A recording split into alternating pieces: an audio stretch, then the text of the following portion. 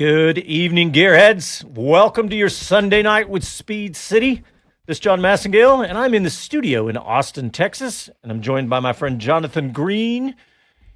Mr. Green, how are you, buddy? Very well, very well. Looking forward to, I've got the hat tonight. Looking forward. It's Vegas, baby. That's right. And Mr. Bob Varsha is with us as well from his home studio in Atlanta. Bob, how are you, buddy?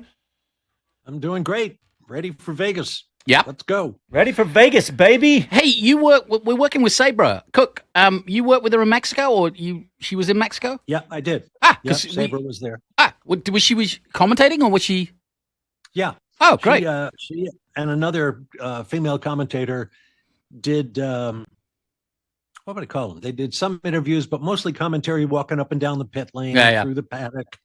And, just making sure we touched all the bases in terms of driver prep and all that sort of thing. She's quite good. I think people will be happy to hear her. Well, what the boys are talking about is they're going to be on the PA microphones for Vegas, talking to the crowd. I'll be on the radio microphones out there, joined by you guys, winning if you can. And the reason we're talking about her is she's a racing driver. She's in the Porsche Carrera Cup North America, and she was in the W Series. And so she is more than an accomplished person of knowledge when it comes to all the girls on the grid in the F1 Academy. The first time in Las Vegas that they're going to finish their season, and it's the first time that Vegas has had what I would call a substantial undercard, and really looking forward to it. Well, and there's a title decider for that series here, so it's still up for grabs. So that's a great story for F1 Academy. I'm excited that we've got it, because it was kind of like just too much Formula One. I felt like the fans needed more, and they're going to get more.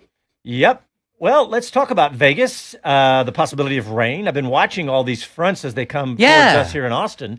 Now they're saying, I looked at about the 5 biggest, and 2 out of the 5 say there's a good chance of rain, like 20 or 30%. Well, it's pummeling the West Coast right now. But they're saying all these lows are coming through. So anyway, there's a shot at it, and it's been wet like all week. Yeah, so we'll see. Well, I had a production meeting yesterday, and the call was wear something warm.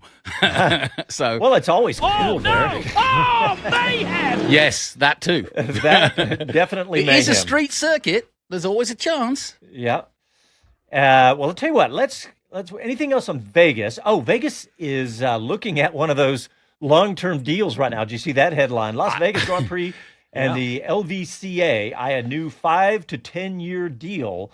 And well, when you've got a client that's invested $250 million in a piece of land in Vegas, I think you're likely to give them a your deal. Chances are good, right? But I love these, and they're saying maybe even 2037. I don't know how old to be honest, we're all going to be by the time all these contracts are done. And I'm sure Bob will back me up on this, but you too, John. I'm still amazed that you can actually stop the Strip in Vegas to run a race. I mean, Bernie Eccleston didn't pull that off, and they've done it. Yeah, it's really amazing. So let's jump into some other F1 stories. And by the way, today we're going to talk mostly F1, a lot about Vegas, but there's lots of good headlines. Yeah. We're also going to talk about the Macau Grand Prix going on. An American got 8th place today. Yeah. So we'll talk about that. But I want to start with, I don't know, this kind of felt like there was a couple of the biggest stories, and one of them for sure was Checo Perez in a test at Imola in a Ferrari for Cadillac. How about if somebody had said that headline to you 5 years ago?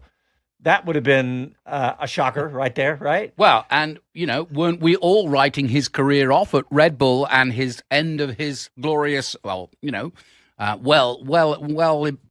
Formula One career, but we were saying that it was probably curtains for him. Yeah. Hey, Bob Varsha, did you get to see, there's YouTube videos floating around of Checo's foray in Imola. Did you get to see any of those?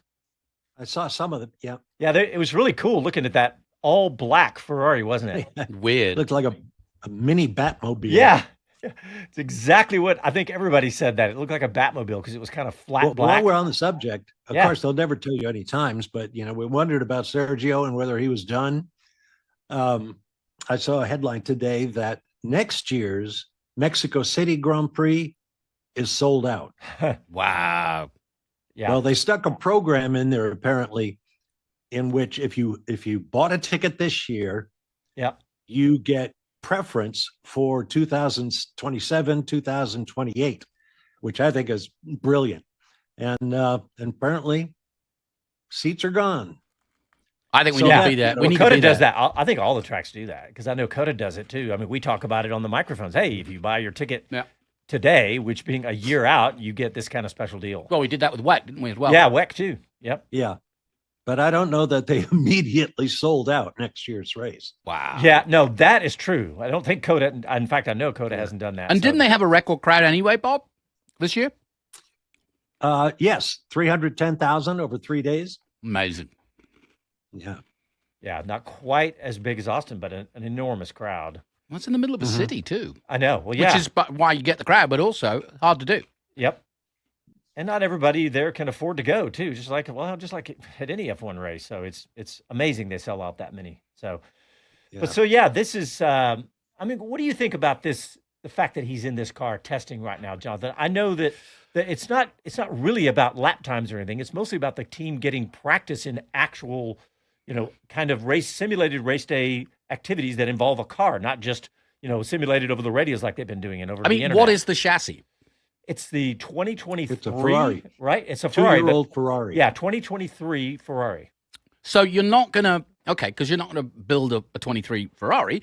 But what you can understand is how the engine works. And as we've learned from Hamilton, how the steering wheel versus, how the systems work and how their different modes work, which for Perez and Bottas will be completely different than Mercedes and Red Bull. Right. And so I think that is probably the biggest learning curve. Plus, they've been out of the car for a while. Getting back up to speed, a 23 car is still fairly relevant. So I think that's part of it. And I think from a feedback point of view, Checo will be saying, hey, now I've been around a few laps. What I was thinking of is, could you do, because you are in that situation where you are like, with plasticine, you are molding it now into what you want because they haven't built the car or they're building the car. Right. Mm-hmm. Yeah, it's certainly some interesting conversations going on. The program is called TPC, Testing with Previous Cars, and the car can be no newer than 2 years. Yeah. And this, I was looking on F1.com. The test is giving Cadillac a chance to build on their work in the simulator, running virtual race weekends, and by having some of the team members on site working with the Ferrari crew who are going to run the Scuderia's TPC program. So it's not, it's a whole bunch of things they get to do with this car. So it's a really important test. I think they need a better word than TPC. I think it should be It confuses, dusting off the old banger.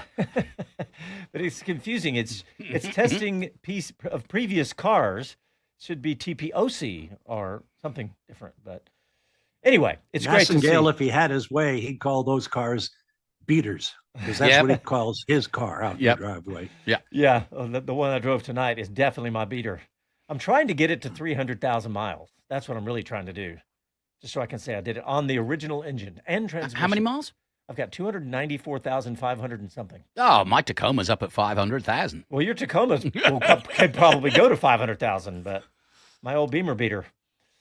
So, yeah, Bottas is keeping himself busy, but not in previous cars, just with the social media outlet for Mercedes. By the way, if you ever wondered, because I saw this answered on social media by Bottas, if he were to get rid of one, it would be the mustache, not the mullet. The mullet. So just so, I mean, because obviously there's a lot of people tuning in, wondering that. Yes, that is. I think that's been the most requested aspect of Bottas's lifestyle. Yeah, he's going to have to wait because he's under contract, of course, with Mercedes until the end of the season, so he's not going to be doing anything like that. Although they have let him go and do test fit in the car and things like that. So, good for them, I think.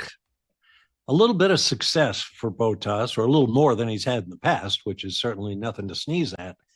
And I think he could really be the superstar of Formula One. Points, who cares? Bottas is clever. He's glib. He's funny. And he's obviously a heck of a driver. So, he's approaching Ricardo-like status of likability. Yeah, and wouldn't you agree with me that? Good analysis. Yeah, wouldn't you agree with me that both of them have their reasons? And regardless of the competitiveness, let's say we don't judge Cadillac till 2030 when they actually put a Cadillac in the back of it, or a GM motor in the back of it.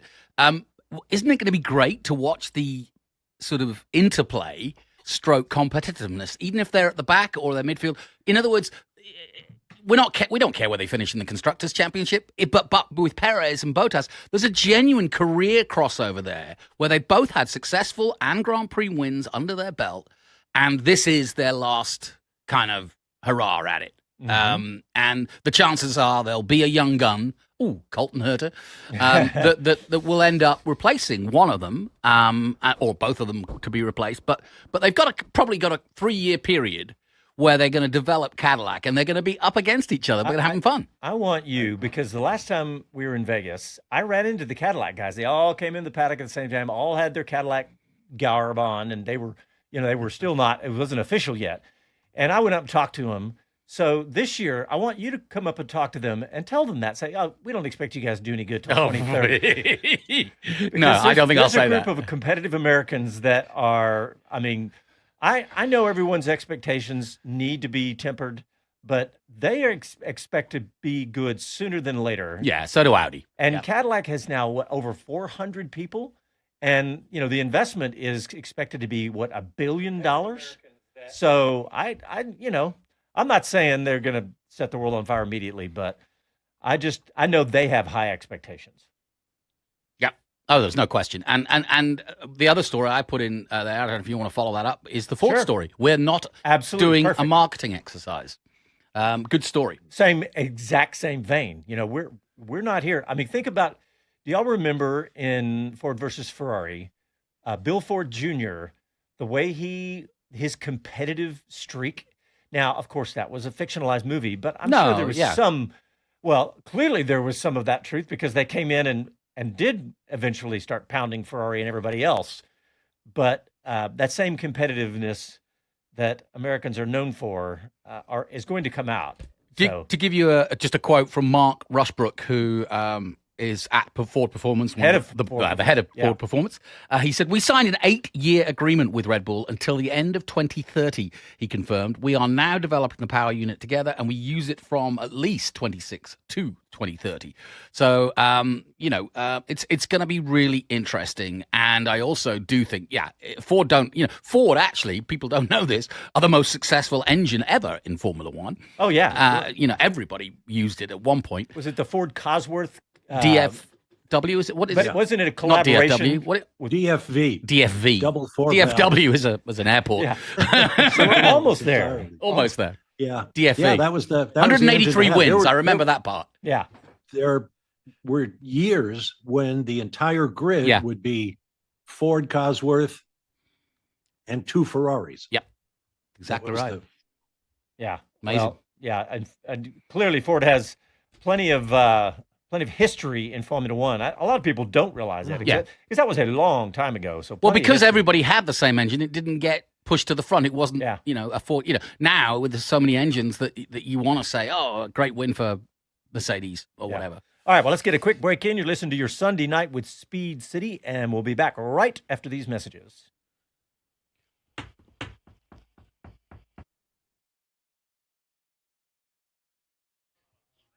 All right, YouTubers, thank y'all for tuning in with us a day early. This is a test, isn't it? Yeah, that's it. We're still live on YouTube. We're going to see if we really do have. Oh, yeah, we're going to see who's showing up. Yeah, well, Andy P's here. Andy P's always we're getting on flights tomorrow for Vegas, so we had to record early, and Casey accommodated us. That too. Andy P says, I've had the pleasure of working and interviewing Sabre Cook. She's wicked smart and a great interview. We interviewed her. Yeah.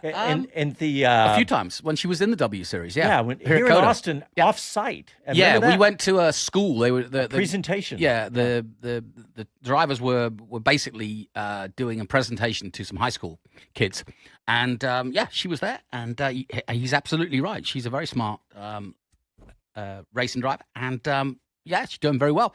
She's quit single-seaters, and she's now in the Porsche Carrera Cup North America. Middle of the field, but, good stuff. Here we go.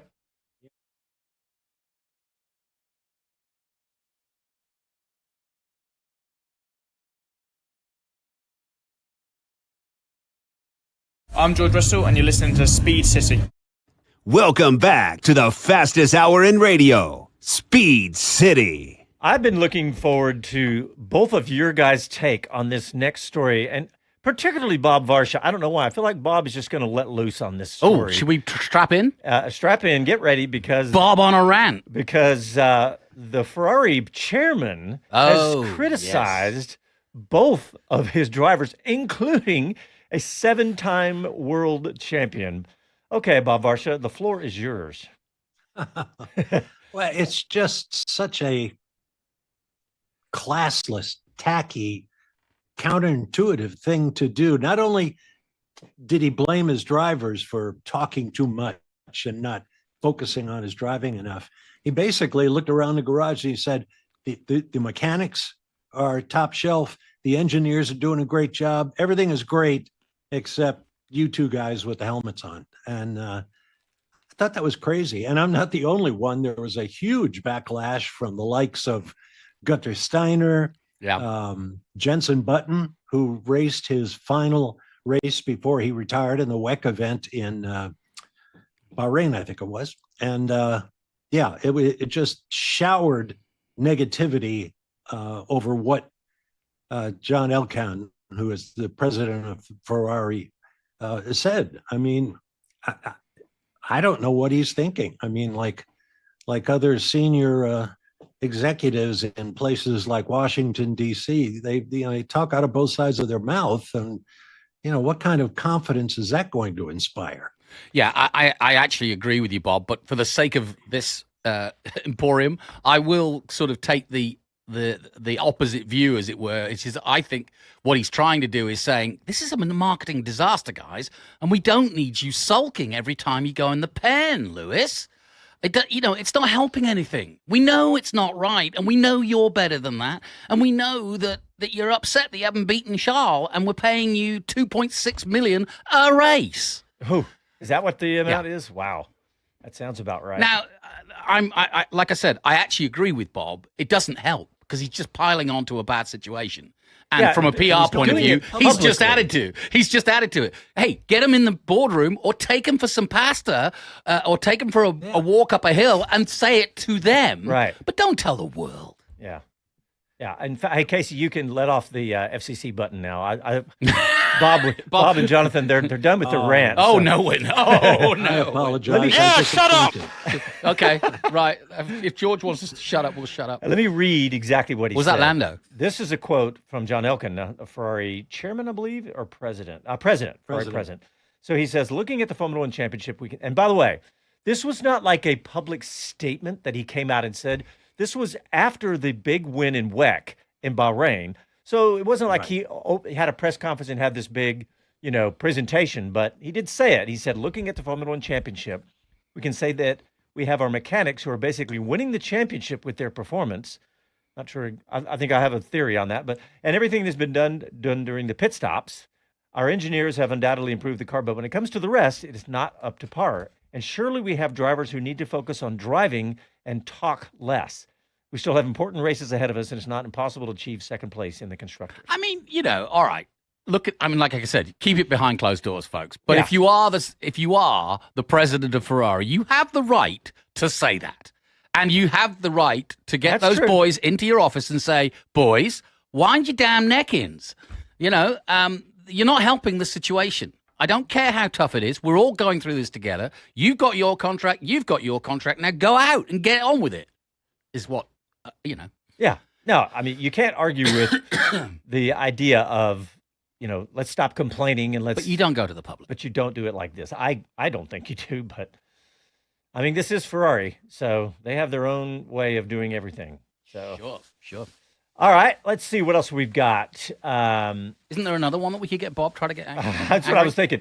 What else can Bob? We could try to get Bob riled up. You guys got to give me a little more runway here. Yeah, exactly. Work up to it. I don't need to hear it again. It's really pissing me off. See?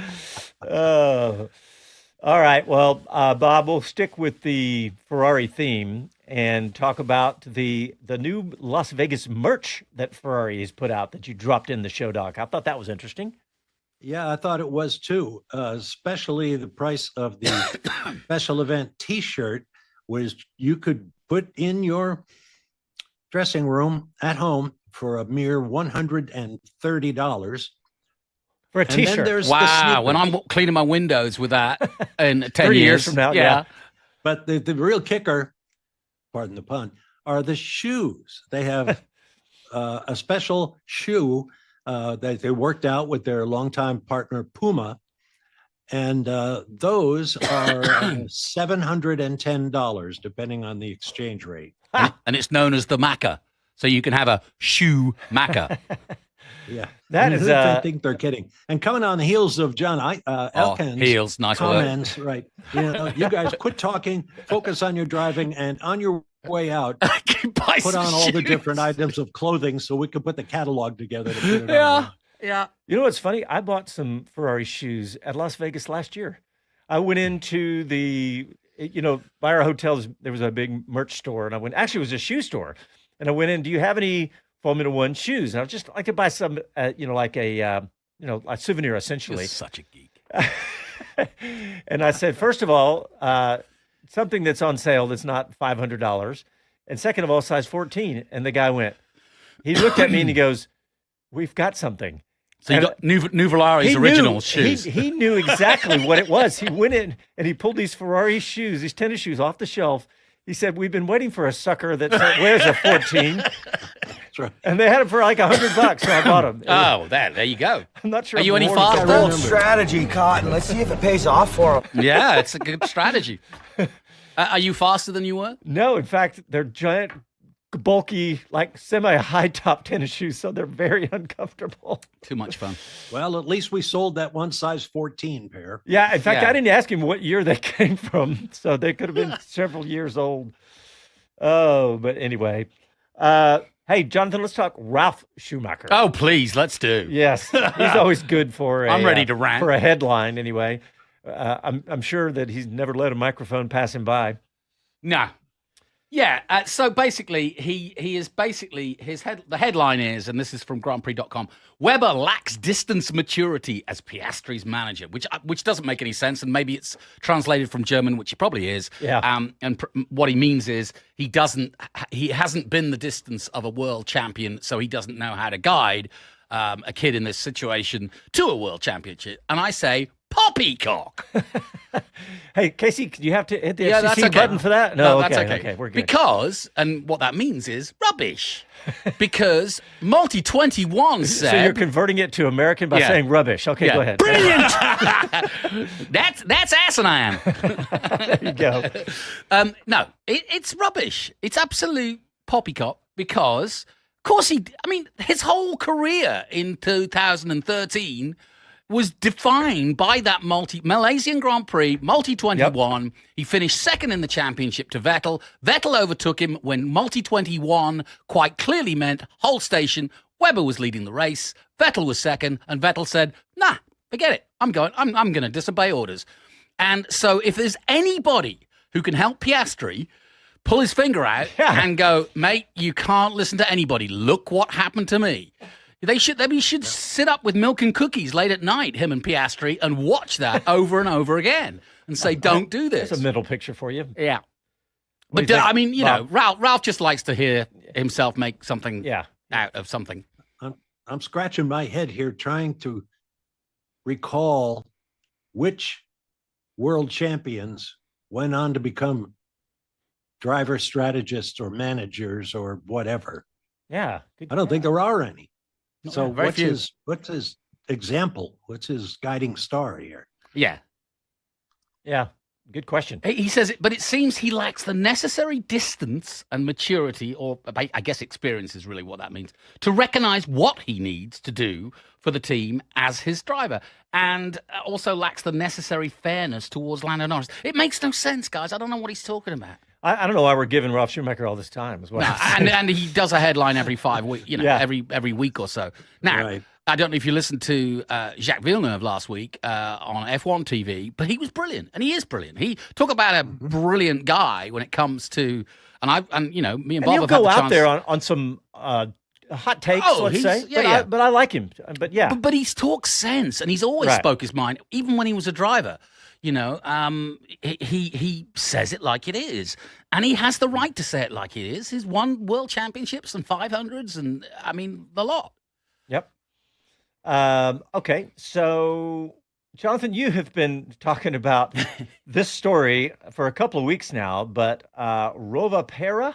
Rovanpera. Rovanpera. Yes. Yes. Bottas and Verstappen are with you on this. Yes, they are. So the story is this. Kalle Rovanpera from Finland is a two-time rally world champion. Still only 24, I think, or 25, I think he is now. But he's a phenom in the world of rally anyway for being so young. Most rally drivers, you think of Carlos Sainz or whatever, they're in the 30s by the time they get that chance at the best car. And it's very similar to Formula One, in rally, in that you want the factory team, you want the factory car. Back in the day, it was the Subaru, then it was the Peugeot, then it was the, it's Ford have had their time. And now Toyota are having their time where they are producing an excellent rally car, and he has benefited from that by winning 2 world titles. But at 25, he said, you know what? I think I'm going to want to go Formula One, which is so bold. Yeah. That only a Finn could try it, and Bottas, another Finn, has said go, and Verstappen, all behind it. It's going to be hard, they say. This is going to be fun. Watching Colton Herta. I mean, look how... I know. It's very similar. He's not a champion, but, he's got his future set in IndyCar. He doesn't have to do what he's doing. So, but what makes this story good is that he's not messing about. He's going straight into Super Formula next season in Japan. Mm-hmm. And he's also doing the Toyota, Castrol Toyota Formula Regional Oceania Championship. Oh, that's which, great. as you know, I've been doing for many years. And it has 18 points. Super license points yes. if you win it. Now, I don't expect him to win it. Freddie Slater, who just won at Macau today, is going to be one of his opponents, and he is the new hot shoe from the UK. Who came last year from was it New Zealand? Oh, well, Lindblad won the championship last year. There was another big name, supercars. Oh, yeah, of course. James Brown. Who was it? Yeah. James Brown. No, not James Brown. Fast. Want to step out? Won't kiss myself. Not that James Brown. Anyway, it's the supercar champion. Yes. All right. Well, let's go ahead and get a break in. And when we come back, we're going to talk about Toto Wolff. He owns 30% of Mercedes. He's selling part of his shares. We'll talk about that right after this.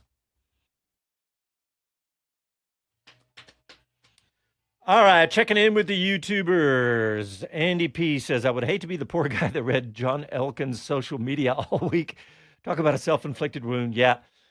You know what? He probably enjoyed it, more than likely. That's if you're... Will Brown. Couldn't think of his name. Will Brown. Okay, that's right. And Brock Feeney, his teammate. I like James Brown better, but... Irvin McDaniel says, what are the thoughts of a possibility of a mandatory two pit stops in the future? We talked about, Chris and I talked about that on Wheel to Wheel this week, and I think that's a good topic to talk about. So it would be mandatory too. Hi, Murph. And you'd have to, that's our research agent. Yes. Right there. He says, where's my snack? I only bring snacks on Sunday, buddy. Oh. So, are we talking, you'd have to do 2 pit stops. Would that also involve having to use a particular tire? Well, that was, I need to bring that story back up, but it was having to do with Pirelli. So. Yeah. So, I mean, totally it's another artificial thing, right? Because Why, there Bob? you go. Well, you know what? Let's talk about how it. long we got in the break, Casey? Yeah. Now hold your Oh, pad. here we go. Hold your pad, Bob. Yep. All right, coming back.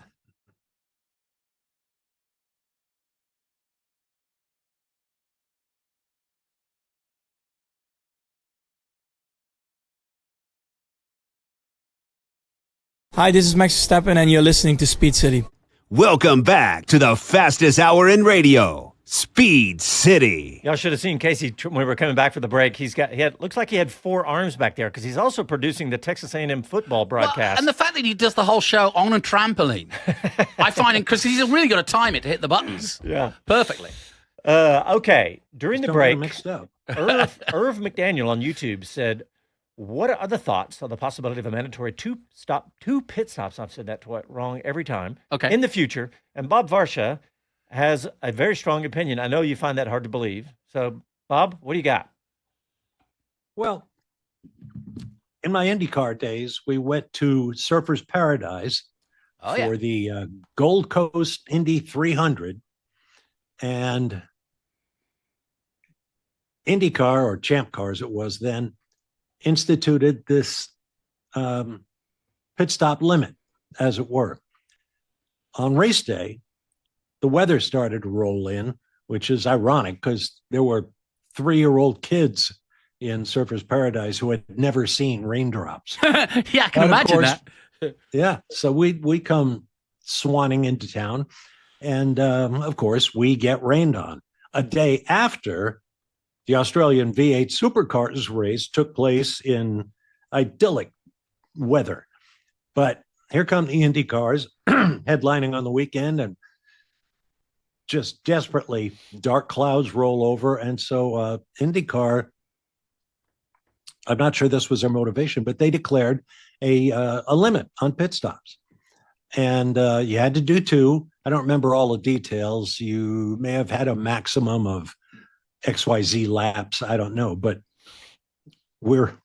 I'm doing the race with Tommy Kendall, and we're sitting there, and the race is going on, and the clouds are coming over, and the raindrops are starting to spit, and cars are pitting and going back out again. And finally, the clouds open. They red flag the race, and TK says, well, they just handed the race to Mario Dominguez because he was the last guy to make his stops, which meant he was in the lead as a result of it. It just makes the thing too predictable. Okay. You know, you're going to know, everybody's going to be counting everybody else's laps to see how far they have to go to their next stop. Yeah. And you incorporate that into your race plan. I think it just hamstrings ties their hands. Yeah, I know what you mean. Handcuffs the team. Yeah. Well, and all this came about. All this came about because the Formula One Commission met yesterday. Actually, this is the 4th and final meeting this year. They met yesterday, and this was one of the topics that they brought up. And they said right on, on the every story I've read is like the highly polarizing proposal. And I completely agree with that. Everybody is. I mean, a lot of the team principals chimed in on it. James Vowles, he said, because you're forced that way because of the 2 pit stops. He says, my biggest worry is that we would end up, all of us, trying to do the same strategy within a lap of each other. I was just about to say, all you would end up doing is going, okay, Verstappen's leading. And we're 12th. You've got more than enough time as he pits to go, right, Verstappen's, we're following. And then you'd get 18 cars. It's a bit like NASCAR. You get the whole field in there. Right. Everybody comes in at once. Yeah. And that's going to be dangerous in a lot of the tracks we race. And when they all go back out again, pretty much in the same order, because, or generally they'll sort themselves out. But, I agree. I can. There are times where, as a commentator, I can see things like that being helpful because you do listen in sometimes and think, oh well, are they going to stop now? Are they? You do a lot of head scratching as a Formula One commentator because you don't know the answer. But I don't know if I want to know the answer. I quite like the drama of saying, wow, he's going to do 52 laps on these mediums. Wow, no one's done that. Exactly. Yeah. I mean, Pirelli can make whatever kind of tire you want to ask for. Yeah. You want a long distance one, Pirelli can make that. All right. But all this monkeying with different ways to try to make the races more exciting. Nah. I don't think that's the way to do it. Nah. And where did it start? It was Qatar a couple of years ago where they were popping tires on the pointy curb things that they had there for the bikes. And, that's right. Yeah. And they ground those down, but that's not the fault of the cars. I like the drivers. The Interlagos method now they've chosen is to make little puddles right on the curbs for everybody. All right, so you're talking all about commentators. Yes. We have a clip from a commentator because Jonathan Green gave Karun Chanduk his transitionary first role in broadcasting. I did. From a race driver to a broadcaster years ago. And he absolutely adores you. When we go to Austin and we're in the booth for the PA, Karun always comes in and he is like a little kid. Well, I've known him since he was 10. He stands outside the booth and he's talking to me. He says, is Johnny on the mic? Are you stupid or something? And he says, well, when's he going to be done? I'm like, Karun, go in the door and just sit down and start talking with Jonathan. But anyway, he adores you. And you got a text. I don't know about that, but you got a text from him a little video of him and his son, and you shared it with me. Well, I've shared it with Casey, who's going to play it for us because because he's a big fan of yours, obviously. So he was watching a replay. He clearly wants his son to follow on the footsteps of him because he's a very good commentator. That's right. He is. He was watching a replay of the 2017 Macau Grand Prix. You should get out more. And sent this video over. So let's hear from Karun Chanduk and his son. Hi, Johnny. We have been watching the finish of the Macau Grand Prix. From 2017. Should we do how Johnny did it? Yeah. Ready? Dad! Wins the Macau Grand Prix! Is that the Johnny Green impression of Dan Tickton with? Yeah. Very good. Like, they crashed at the last corner. Like, the two leaders. Mm-hmm. You went down the inside. Crazy stuff, huh? Yeah. Very good, Johnny. Good commentary. Oh, that was so great. All right, now Karun, you've got to go out for a walk more often. Well, now we're going to play. We're going to play the 30 seconds from the end of the 2017. Macau, okay, and compare who did it better, you or Karun's son. Okay, sounds good. Here we go. Lando Norris trying desperately to get up there, but it's going to be Habsburg trying to stop Sergio Sette Camera, and there's nothing between them. They're side by side coming to the last corner. Habsburg's got him! Habsburg's got him! And Camera hits the wall. So too does Habsburg. And Daniel Ticktum wins the Macau Grand Prix. What a finish! Oh, I've seen some close finishes in my time here, but that just takes it all. I remember that. I'll give it to Kush. My voice was going, and he is young and has the vocal cords of a youngster. How many hours had you?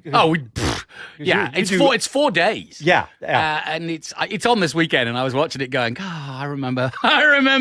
There's about 8 races a day. I was watching that race live because it would have been like, at nighttime for us, but I was up watching it live. And that's the same, by the way, if you're a Speed City fan, that's the same weekend of the Mayhem clip that Casey has been playing now since 2017. It is actually, yeah. Well, as you know, Ferdinand Habsburg, you met him with me at WEC, and he was involved in that. He was about to win it when he crashed, and he now is doing Austrian TV for Formula One. So, and he's still a WEC driver for Alpine. All right. Well, we've got that 30 seconds of that amazing crash from that same weekend. Let's play that one, Casey. Here we go. Keep you informed as to whether. Oh no! Oh, mayhem! And there's millions and millions and millions of dollars of damage here at the mighty Macau, and that is one of the worst GT accidents I've ever seen here. And in the city that is a gamble, the lottery has absolutely come to an end. 30, speaking of millions and millions, 31 million views of that video. Well, you know what? It's all about that moment. The funny thing is, it was the first lap, and on the grid, I was talking about the Mercedes and the Ferraris, and I actually said to my co-commentator, how many millions of dollars are about to race in anger so around you were already street? set up I kind of set myself up for it because, the GTs more than the F3s, those GT cars are just priceless. $500,000 each, at least. Yeah, at least. So there's 28 of them. So it's millions. Well, and by the way, of nobody dollars. got hurt because if you saw that was a low-speed crash. Yes, it was. Maybe 40 miles an hour. The problem with that is it's called policeman's, ironically, but it's completely blind and it's downhill and you're turning right, so you're braking, turning in, and you have no idea what's ahead of you. So is the Macau, the GT, and then the actual Grand Prix? Those are all this weekend. Yep, absolutely. You have the GT World Cup. Yep. So so anybody can bring the best driver, like a Laurent Vontour or a Earl Bamber. Porsche bring their best. Mercedes bring their best. And, there's the World Cup GT, World Cup of F4, and World Cup of FRECA FR. Yeah. Casey said nobody got hurt. He said, yes, they did. The bankers, the insurance people, and all the mechanics who had to work, they were all hurt. But, yeah. All right. Let's see. I did enjoy my time at Macau. I'm sure you did, yes. Okay, I said before we went to the break Yes. that Toto Wolff is selling some of yeah. his shares. There's only, 3 owners Yes. of the Mercedes Formula One team, and Toto Wolff owns about 30% of that. You could argue that their move, probably about 8 years ago now, or not that, but quite a few years ago, their move to make it a 3-man or 3-company ownership was the first real franchise move that we now see for all of these franchises. And am I right in saying it's been quantified at $6 billion now? Well, based on the research that's being done for this transaction, he apparently owns 30. Yeah. They came up with that valuation because, and what's funny is that, again, if you're a fan of Speed City, you'll know the person who's going to buy it, and that's George Kurtz of CrowdStrike, who was a longtime sponsor of the show and has been on the show a few times. George Kurtz, of course, CEO of CrowdStrike, and because he needs the money, and a really good gentleman driver. A really great gentleman driver. He's a professional now. I wouldn't even call him that now. I know, it's true. It's really true. So a Mercedes spokesperson said, we'll be making no comment on this. The governance of the team will remain unchanged, and all 3 partners, Mercedes-Benz, Toto Wolff, and Ineos, are fully committed to the ongoing success of the Mercedes-Benz Formula One team. Those 3 entities all currently own exactly 33%, and a third maybe, unless there's a GP of a percent or something. But so anyway, I just thought that was an interesting story. The fact, and one story that I read put the amount at around what I calculated to be about $200 million worth, or maybe $180 to $200 million of his shares. But it's not that big a percentage, is it? No. I mean, so if you valued it at $6 billion, his shares worth $2 billion. So $200 million of that, what's that? Not a huge slice. So hey, maybe Toto needed a new house. He's going to peel off a couple $100 million. It'll boost the old college fund for his kids. Yeah, okay. Yeah, but I thought that was a good story. All right, well, let's take our last break, and when we come back, we have a few more stories for you. Your Sunday night with Speed City back after this.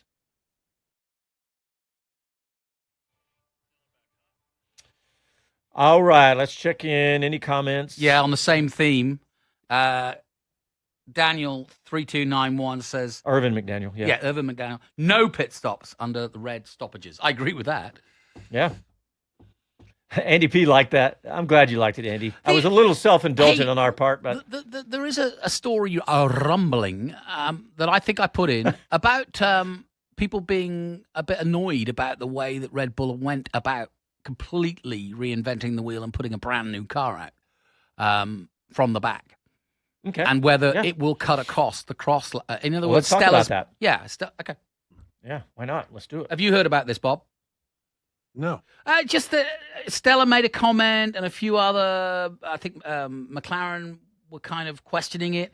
But the fact that they completely put a new car out effectively for Verstappen, and therefore started from the pit lane, they want to know whether that's going to come under the cost cap. Here we go.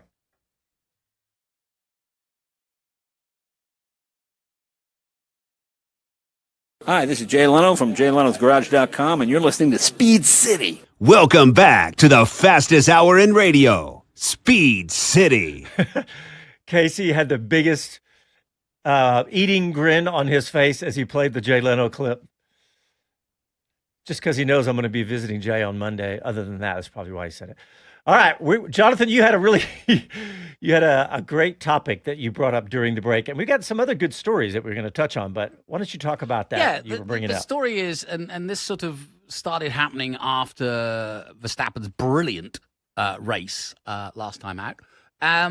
But of course, to get there, he qualified on merit terribly. And so he wasn't given a penalty or anything. He just didn't qualify. The car was a mess. And he was asked after qualifying, would they, reinvent the wheel? Would they completely strip down the car, put a power unit in? And they did. And they changed pretty much everything you can possibly change, and therefore took the penalty that meant that it was an automatic start from the pit lane. They couldn't even start on the grid. And a lot of people are saying, I guess there's a bit of, sour tears, if you will, because he did so well with it. They are now wondering whether that fits into the cost cap so late in the season to put in a brand new power unit. What do you think, Bob? Well, I think there's a lot of ways that story could go. There they were out of fresh engines for Max's car.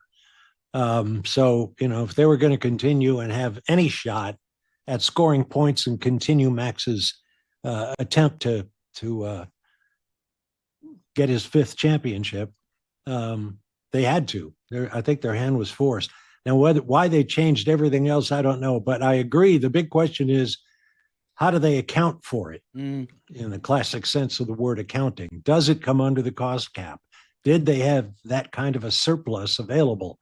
And I don't know, quite frankly, but I could see where people would begin to wonder, well, wait a minute, where's all this money coming from and who's accounting for it? And they've been doing upgrades, including that floor, up until Singapore. So it does. You can see why people are saying, well, why have they got almost limited amounts of upgrades? Haas did an upgrade, but they're on a completely different budget. I don't know. It sounds like sour tears or sour.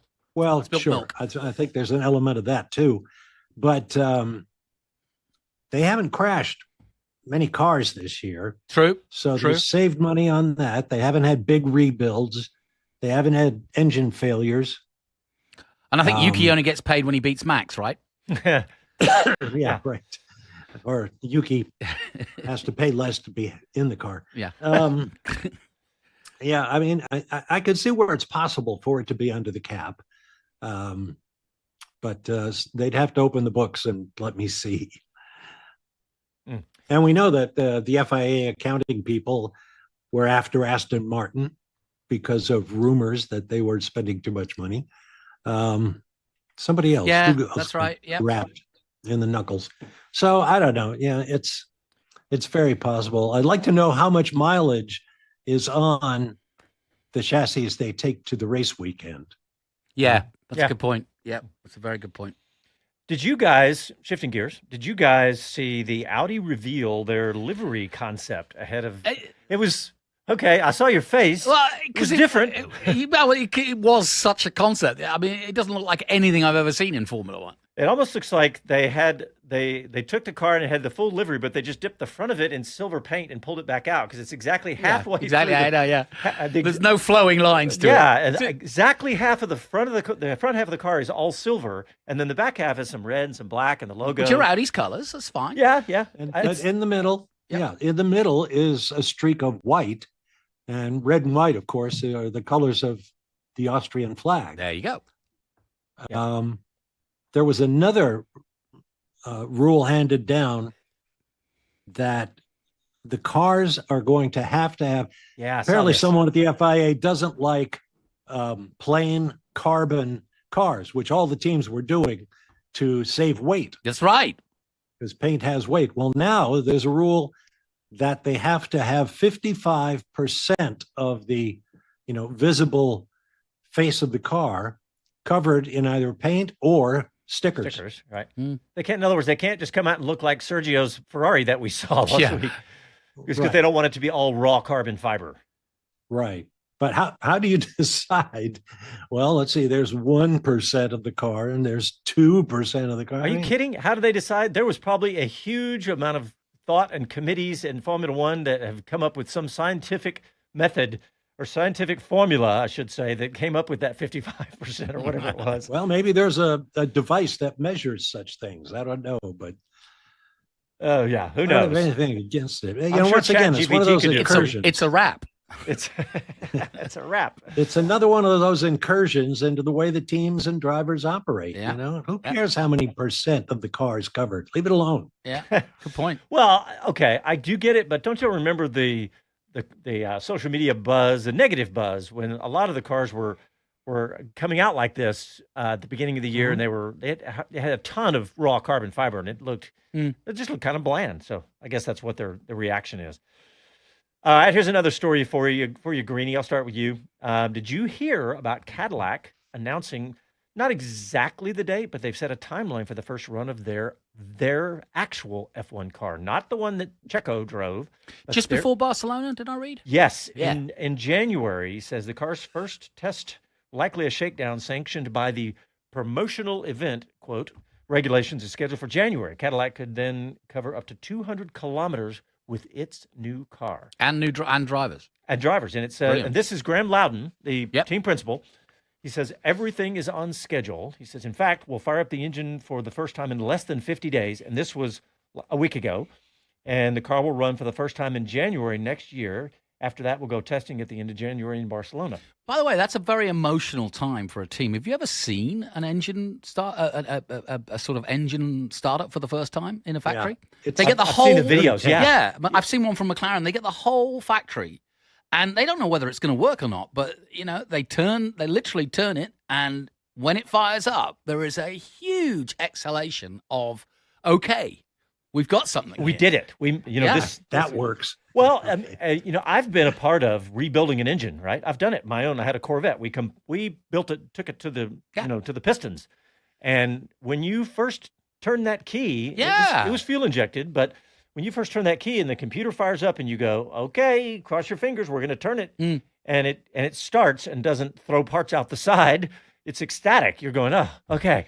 Now we got to tune it, but that's a big moment and a big emotional moment. And I imagine how many people, how many hundreds of millions of dollars have been spent for a Formula One car for that to happen. Yeah. So, especially for a new team like Cadillac, it'll be big. Yeah, all right. I hate to do it. I'm going to mention Jay Leno one more time because we. Oh, really? We did that. Tell us who he is. Well, when we had Leno in the garage, we gave him, we arranged the tour with McLaren, right? And he went in the garage, and it was right before the free practice one, just minutes before. So the timing was perfect. And they said, Jay, we're going to start the car up. And Bob and I were right there. And they started an F1 car up. And I was telling this story, and some people were like, oh, they started the car. And I was like, no, you don't understand. Starting an F1 car, even on a regular F1 race weekend, it's a big deal. It takes 8 people. Yeah, you don't just go, here, we'll just run over here and start it for you. So you throw can the hear keys it. at the driver. Yeah. Right, exactly. So it was a big deal. I mean, it had a crew of people doing that. So, but yeah, that's a really exciting thing. And we got Audi and Cadillac. Ford coming in. Next year is just going to be amazing. I really do think that this is the rubber stamp, if you will. Obviously, in the last few years, it's become more and more of an American sport. But this really does take it, the two biggest rivals in the automobile industry, two of the oldest companies. I mean, it's fantastic. GM up against Ford. Wow. And I don't care who you are. That's is huge. It's huge for Formula One too. We went through a period, and Bob will know, where we didn't have that many manufacturers involved, and in fact, it was we were losing teams, Marussia, HRT, and so on and so forth. Teams were trying to come through, like the F1 US F1 team that never made it with Windsor and the Swedish guy who I forget. Scott Anderson, maybe? Yeah, Anderson. And there you go. Ken Anderson. Yeah, 2 historians on them. I mean, seriously, you guys. Sometimes I have to pinch myself and realize how much F1 you guys have seen. It's pretty much all we've done. But yeah, I mean, Bob, would you not agree that this is really quite a massive moment for the sport and certainly for the American participation in it? Yeah, definitely it is. And you talked about the the shares and the budgets and the value of these teams, who are essentially corporations in their own right. So when we say Toto Wolff is selling, a chunk of his Mercedes shares, he's actually selling his shares in the race team, not in the Mercedes streetcar facilities. But anyway, the value of those things seems to be going up and up and up so quickly. The obvious question is anybody feeling pressure or an incentive to either sell big chunks of your team, which is nothing new? Frank Williams did, and a whole bunch of other people. Or are we going to see turnover? Is Liberty Media going to say, okay, we've made enough money, let's move on, sell this thing to somebody? And the numbers, as Jonathan mentioned, are pretty staggering. Yeah, they are. Greeny, you got one more. One more story. I just want to let know all Piastri fans, and I'm talking about you, Andy P. The curse is over. The curse for Piastri. Yes, the curse is important. over. Yes, it's very important. The curse is over. Breaking news? Yes, it's breaking news. I'm just wondering where the sounder is, but yeah, I wasn't sure. Go ahead. So, Australian burger chain Grilled were offering free burgers every time Piastri made the podium. Trouble is, since they offered this, he hasn't made the podium. Where's the beef? So, Where did that one come from, Casey? Grilled is now saying, okay, we've cursed him. Anytime he gets in the car? And they've actually officially apologized. The headline is Australian burger chain apologizes to Oscar for the curse. So they've now said free burgers if he finishes the race. Good on, Grilled. Oh, great. So they just destroyed his season is what they're saying. He's not going to finish any races now. All right. Well, we're done, guys. But thanks for indulging us many times today, including doing the show at a different time. We will be on the mics in Vegas. Chris and I'll be doing Wheel to Wheel on Wednesday, maybe together from Vegas. But we're all going out there tomorrow. Thanks, everybody, so much for tuning in, and we'll talk to you next week.